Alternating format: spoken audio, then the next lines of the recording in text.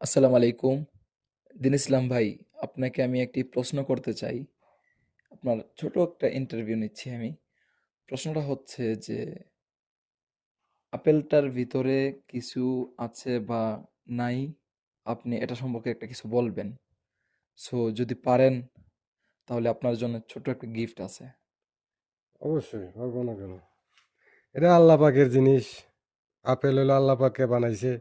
এটাতে পোকা থাকতে পারে, পুষ্টিকর যে জিনিস থাকতে পারে, এটা তো মানুষের উপকারের জন্যই। হুম, হুম, হুম। এটাই বলতে চাই, আল্লাহ পাকের তো অসীম কুদরতের মায়া। আচ্ছা।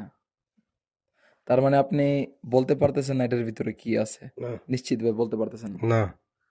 আচ্ছা, তাহলে দর্শক আপনারা সবাই বলে যাবেন যে এটার ভিতরে কি আছে অথবা কি থাকতে পারে। অবশ্যই আপনারা আটকে গেছেন। সো আমি বলতে চাই, বাংলাদেশে যতগুলো রাজনীতিবিদ দল আছে, তো তার মধ্যে ১২ তারিখে কে জিতবে, কে হারবে সেটা আমরাও বলতে পারি না। মানুষের ভিতরের খবর কিন্তু আমরা জানি না আল্লাহ ছাড়া।